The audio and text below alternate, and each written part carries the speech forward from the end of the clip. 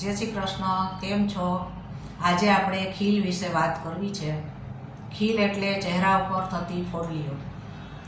જે લોકોને vitamin A, ઈ અને ઝીંકની કમી હોય, જેને ત્વચા ઉપર વધારે પડતું તેલ બનતું હોય અને બેક્ટેરિયા જમા થતા હોય, એવા લોકોને ખીલની સમસ્યા થતી હોય છે. જે લોકો વધારે પડતા ગરમ પડે એવા પદાર્થો ખાતા હોય, વધારે પડતા મસાલાવાળા, વધારે પડતા નમકવાળા તળેલા પદાર્થો જેમ કે ફાસ્ટ ફૂડ ને ચિપ્સ અને પચવામાં ભારે હોય એવા પીઝા ને પાસ્તા જેવા પદાર્થો ખાતા હોય, વધારે પડતી મીઠાઈઓ ખાતા હોય, એવા લોકોને ખીલની સમસ્યા થતી હોય છે. ટીન એજમાં હોર્મોનલ્સના બદલાવ વખતે, માસિક ધર્મ સમયે અને ગર્ભાવસ્થા દરમિયાન પણ ઘણાને ખીલની સમસ્યા થતી હોય છે. વાતાવરણમાં વધારે પડતું પ્રદૂષણ રહેતું હોય, વધારે પડતું જેને તડકામાં રહેવાનું થતું હોય કે વધારે પડતા કેમિકલવાળા કોસ્મેટિક્સનો જે ઉપયોગ કરતા હોય, એવા લોકોને પણ ખીલની સમસ્યા થતી હોય છે.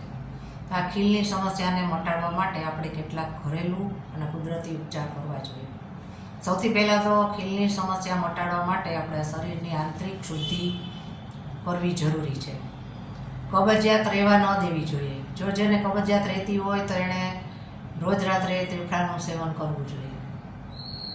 લીલા શાકભાજી જેવા કે દૂધી, આમળા, પાલક, કોથમીર, પુદીનો એનું સેવન કરવું જોઈએ. ખાટા ફળો જેવા કે મોસંબી અને સંતરા એનું સેવન કરવું જોઈએ અને ગ્રીન ટીનો પણ ઉપયોગ કરવો જોઈએ. આ ઉપરાંત યોગ, પ્રાણાયામ, કસરત અને સવાર અને સાંજ ચાલવાનું રાખવું જોઈએ.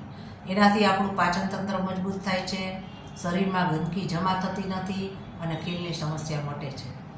છતાં પણ જેને ખીલની સમસ્યા રહેતી હોય તો એના માટે પણ કેટલાક ઘરેલું ઉપચાર હું તમને બતાવું છું. લીમડાના પાનને પાણીમાં ઉકાળી એ પાણીથી ચહેરો ધોવાથી ખીલ મટે છે. લીમડાના પાન, હળદર અને ચંદન એનો લેપ કરવાથી પણ અને ચહેરા ઉપર લગાડવાથી પણ ખીલ મટે છે. ગુલાબજળ, મુલતાની માટી અને ચણાનો લોટ એની પેસ્ટ બનાવી ચહેરા ઉપર લગાડવાથી એ પણ ખીલ મટે છે અને ત્વચા સાફ રહે છે.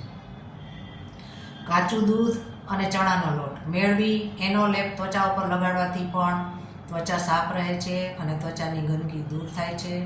ચણાનો લોટ એ ત્વચા ઉપર રહેલા તેલને શોષી લે છે અને ચહેરાને સાફ કરે છે. એલોવેરા જેલ અને લીંબુનો રસ એને મેળવી અને ચહેરા ઉપર લગાડવાથી પણ ચહેરાના ડાઘ દૂર થાય છે અને ઝીણી ઝીણી ફૂટલીઓ હોય એ પણ બેસી જાય છે અને ખીલ